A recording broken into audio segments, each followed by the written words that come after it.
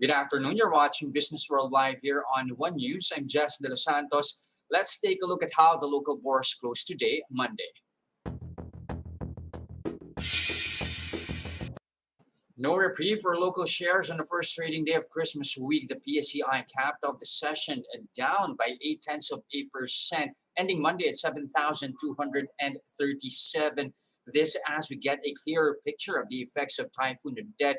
Different pictures here. You have the NDRRMC reporting as of the latest 58 casualties, while the Philippine National Police has already put the tally at 200. We'll give you more details on that later. Other than that, the country just reported its third case of the Omicron variant from a traveler from Qatar. We'll give you more updates on that as well. Luis Limling in the Regina capital has already said that the severity of the Omicron cases will determine if sentiment would spill over in the stock market, but says that range-wise, the Philippines remains in a better position. But then again, we're starting off the week on a low note here at 7,237. But let's try to check with our leaders and laggards for today. Let me just refresh this one. You have, of course, decliners beating advancers.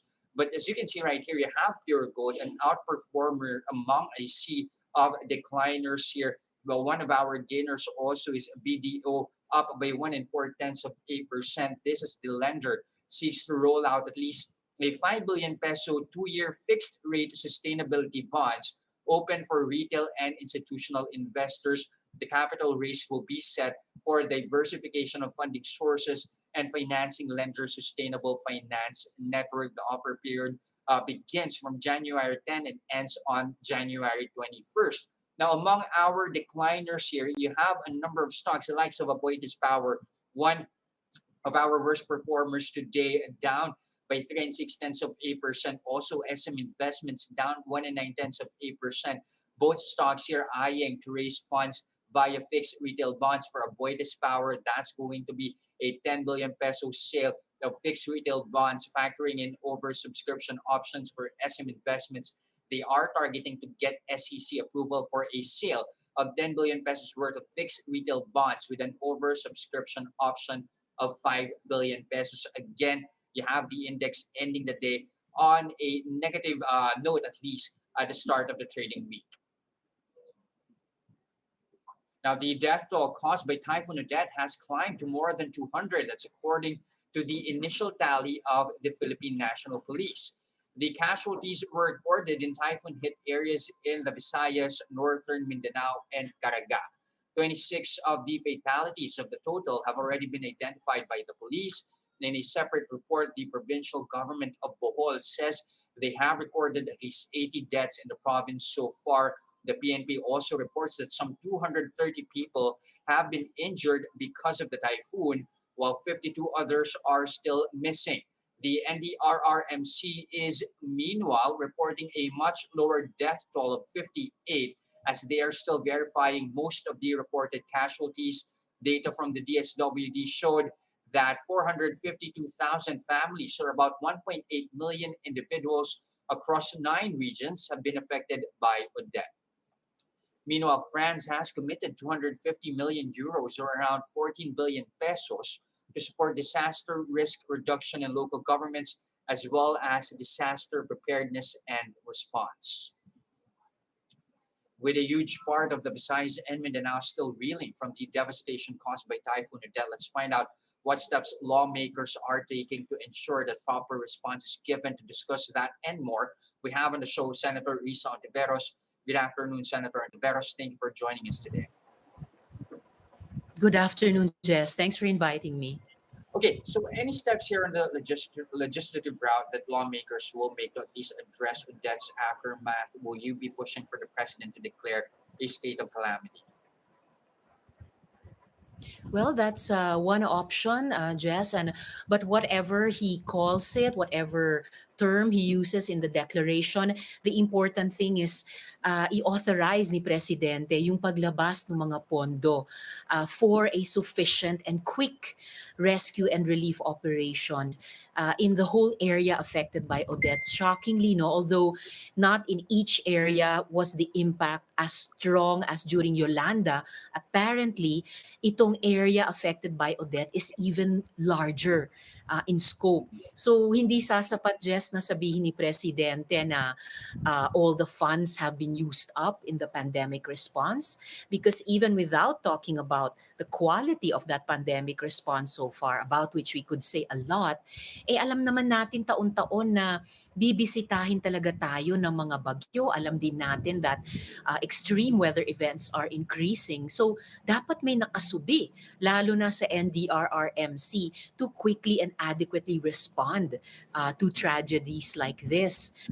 For one, my office is also mobilizing resources to send help Mhm. to areas that were devastated. We'll send relief goods and medical services as soon as we are able.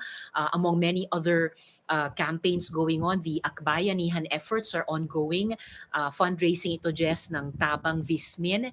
And Mhm. your viewers could check the official QR code on my Facebook or Twitter account para sa donations via GCash. Ang panawagan talaga dito, akbayan natin, no, yung ating mga kababayan. Lalo na palapit ang araw ng Pasko. Mhm. Yeah, it's going to be a very difficult Christmas for a lot of our for our Very kababayans, difficult. especially in the Visayas and the Mindanao Into the region. But new year. what do you make of that statement from the president? Saying that there's Yes. a lack of funds for calamity response due to pandemic efforts. Your thoughts on that? And is that more of like a rhetoric that we should at least set aside, or is there really? And how much do you think do we have left in our coffers for a calamity response? Well, now, Jess, is a time to check again exactly how much is left in government's funds. But it's totally unacceptable for the president to say na wala na silang magagastos para sa Odette response dahil naubos na daw sa pandemic response. As I referred to earlier, there's so much to left for improvement in terms of our health response and economic response during this pandemic and recession, even as we are still taking our first firmer, it is to be hoped, steps towards a Mhm. new and better normal. And then we still have many unresolved issues about graft and corruption Mhm. right in the middle of the pandemic. We are the country in our region which is the highest borrower of pandemic funds. And yet, why is our both health and economic response so poor? At bakit tayo nangungulelat sa mga bansang tinatansya, no, how Mhm. quickly and how well will we rise to the or move forward to the recovery stage. At gaya rin ng nabanggit ko kanina, taon-taon naman nag-appropriate kami sa Kongreso ng pondo para sa NDRIMC. And we Mhm. know it's not guesswork. We know we will be visited by tens of typhoons every year. Alam natin because of the ongoing climate change crisis, the weather events are becoming more extreme. So, talagang hindi pwedeng ang pinakamataas na opisyal natin or our national government will say, wala ng budget. Mayroon yan, Jess. Kailangan immobilize. And like what you mentioned, yearly we're expecting typhoons really and such Yes. calamities to enter the country. Mhm. And it's not the first calamity of such proportions that we've At encountered. We've had it all. during Yolanda. Uh, and Yes. yet it seems, though, that there are still lessons that we have failed to learn. Especially, for example, medyo specific lang, Senator, but the use of satellite Mhm. phones. That has been a big Totoo. issue here. What were the Correct. missteps here that were taken by both the national and local governments? Well, you're right, no? Jess, sat phones are essential even in non-typhoon situations. On the health front, for example, sa mga GIDA or geographically isolated and disadvantaged areas, or in terms of our continuous efforts for sustainable development, to link areas that are not yet linked to economic centers but have great potentials basta't ayusin yung infrastructure, including on the communications front, at lalo na sa ganitong mga extreme weather Mm. disturbances na nagiging disaster tulad ngayon sa Odette. Bakit ngayon lang tayo magsa-scramble para sa sapat na bilang at geographically well-placed sat phones that will enable us to rescue more people who can still be rescued and facilitate and improve the quality of the relief efforts? Not to mention pa yung papasukin pa nating rehabilitation efforts in those areas already possibly economically Mm. disadvantaged, possibly geographically isolated, at nangangailangan ng sapat na communication support even pre-typhoon at lalo na ngayon. What step then, Senator, should be taken to ensure that there's enough communication support? I mean, especially in responding to calamities and even beyond that. Well, it seems, Jess, na shop yan pareho ng DICT at saka ng NDRRMC. Maybe not also to mention the DILG kasi yung ating mga LGUs, bukod sa sila na nga yung frontliners sa pandemic response, frontliners sa recession response, ngayon, definitely sa Odette response, as always, yung ating mga local government officials, my gosh, in all the hardest hit areas, sila rin victim survivors, pero sila rin yung nangunguna Mm. sa rescue and relief efforts. And we hear that from out of all the areas na naglandfall ang Odette and which were hardest hit from the Surigao provinces, Dinagat Islands, Negros Occidental, Bohol, Cebu, no, Leyte provinces, at least one Samar province. So our LGUs should be able to feel confident na kahit may palapit na bagyo, that there will be the infrastructure to keep them well and timely informed. At lalo na kapag nabanata na sila and they are really calling for help, not just from national government but from all the other regions and provinces. And nakikita natin, Jess, yung response din ng ibang mga Pilipino sa ibang mga area, that communications backup is really reliable. Mhm. Mhm. Now, also one other striking thing about Typhoon that you have a number of evacuation centers also being suffering destruction here. You have Bayan Muna Representative Carlos Zarate calling on the Senate to pass the bill on the creation of evacuation centers in every LGU. That's been sitting in the Senate. Is this something you're already looking into? It's something that if we aren't already looking into, Jess, we should immediately. Yesterday, LGUs again are at the front line of making disaster preparedness and response resilient. So hindi dapat na mismong yung ating mga resilience infrastructure, sila ay mapapatunayan na hindi kayang mag-withstand ng dagok ng tulad ng Odette. Again, LGUs and their constituents, all our kababayan on the ground should know na kapag may palapit na malakas na bagyo tulad ng Odette, na sigurado meron silang matatakbuhan where they will be safe and from which after the storm, they can emerge to participate in and receive an effective relief and rehabilitation effort. Okay, this time around, Senator Deveros, let's shift the conversation from Typhoon Odette Mhm. this time, of course, to one crucial measure that at least hurdled the Senate last week. You have that Mhm. measure on the Public Service Act. Why the no vote Yes. on the measure? Of course, this is largely seen as a way to help bolster post-pandemic recovery. Oh, well, no problem about post-pandemic and certainly post-recession recovery through the increase in foreign direct investments, Jess. I do believe that investments are important to facilitate both capital build-up and transfer of technology, and in Mhm. particular to improve our public utilities. I certainly accept the principle that Congress is mandated to identify kung alin sa mga utilities natin ay alin sa mga services natin ay public utilities, alin ang hindi. And in this respect, Jess, I continue to commend our good sponsor and my colleagues for continuing to reserve our common carriers, for example, yung mga bus natin, taxi, Mhm. jeepney, and our seaports and airports, mainly to Filipinos and to companies which are at least 60% Filipino in ownership. But my no vote, Jess, was because I was and still am saddened that many other critical services have been opened up to 100% foreign ownership by our bill. When, as Senate President pro tempore Sen Ralph repeatedly offered and proposed as an amendment, we could have limited foreign participation, say to a higher 70%, higher from the current 40, no, 70%, which 30% balance minimum would have allowed Filipinos and even our state, our government, to have direct knowledge of what would go on inside those critical facilities. And specifically, kanina pinag-uusapan natin communications no, during Mhm. situations like Odette. Specifically, I also voted no because the telecoms industry is being opened up by our bill to 100% foreign ownership at a time, Jess, that we have tech-savvy neighbors as well as rogue non-state elements that are directly targeting facilities in the region. Documented ito.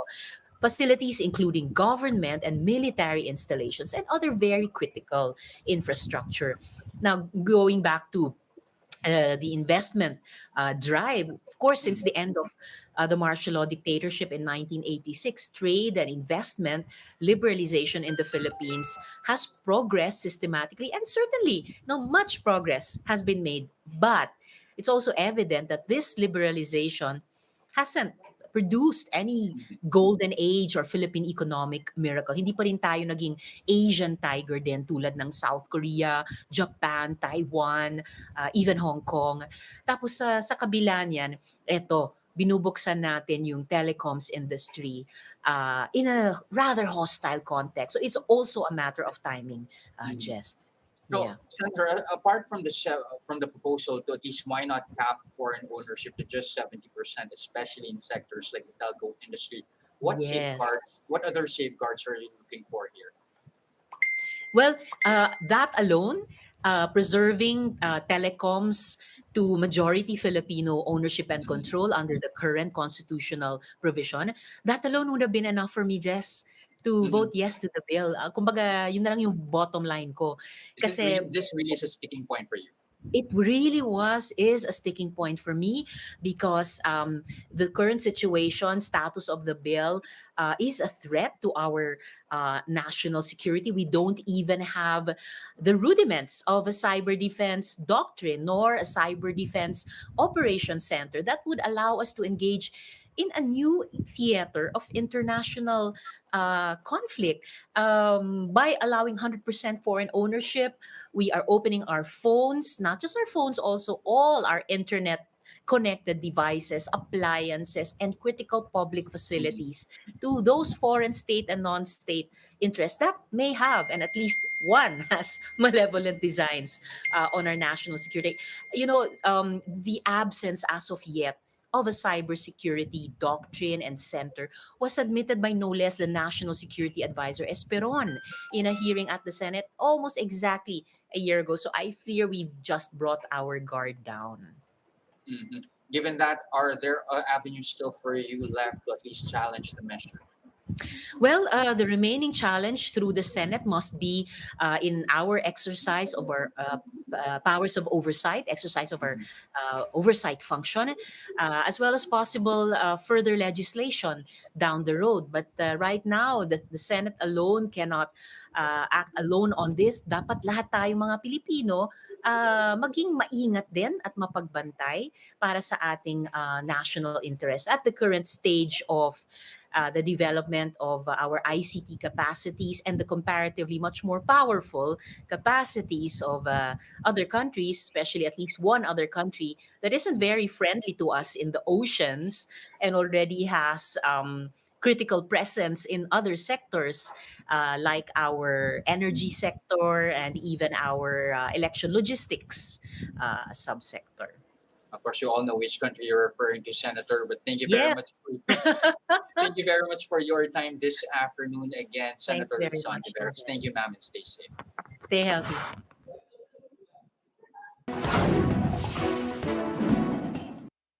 Here are other headlines we're keeping our eyes on. The health department has detected a new Omicron variant case in the country, bringing the total number of cases to three. The latest patient is a returning overseas Filipino from Qatar who arrived at the Mactan Cebu International Airport back on November 28. The health department says the individual has yet to be vaccinated against COVID 19 and has a travel history to Egypt. The patient tested positive for the virus on December 5th, following a swab test back on December 4, but he eventually tested negative upon retesting yesterday, December 19. Three of the person's close contacts from the plane were traced by health authorities, all of whom have undergone home quarantine and have tested negative for the virus. Meanwhile, the health department reports that 100 vials of the Pfizer vaccine have been wasted due to power interruptions in Region 6 caused by the onslaught of Typhoon Odette. More than 600 LGUs in affected regions have also temporarily canceled vaccination activities because of the typhoon. Now, telco firms are ramping up efforts to restore service in areas affected by Typhoon Odette. PLDT and Smart says majority of its wireless and fixed services have been restored in the Visayas, except in Cebu, Bohol, Leyte, and Negros provinces where power supply remains limited. In Mindanao, major restoration activities are still ongoing in Surigao del Norte, including Siargao, Misamis Oriental, and Dinagat Islands. The telco says it will also begin restorations in Palawan once roads are passable. On the other hand, Globe Telecom has put up 19 stations across Visayas and Mindanao for free calls and charging. Some of the stations are located in Cebu, Bohol, Samar, and Negros provinces. Meanwhile, Pope Francis has offered prayers for Filipinos affected by the deadly typhoon. On Twitter, the pontiff says he is praying for the intercession of the Santo Niño to bring consolation and hope to families affected by Odette. And before we end our broadcast today, many of our kababayans in the provinces hit by Typhoon Odette have no food and no water. They have lost their homes and some have lost loved ones. Let's make them feel the spirit of Filipino bayanihan. You may send your donations through the following channels now being flashed on your screens. Let's make them feel that through this pandemic, through this devastation, tuloy pa rin ang Pasko.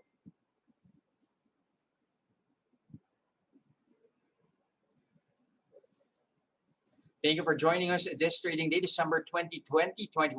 Catch Business World live again tomorrow at 9:30 a.m. for the market open and 3:15 p.m. for the market close. I'm Jess De Los Santos and we are One News. Mask on, wash hands, and stay safe, Philippines.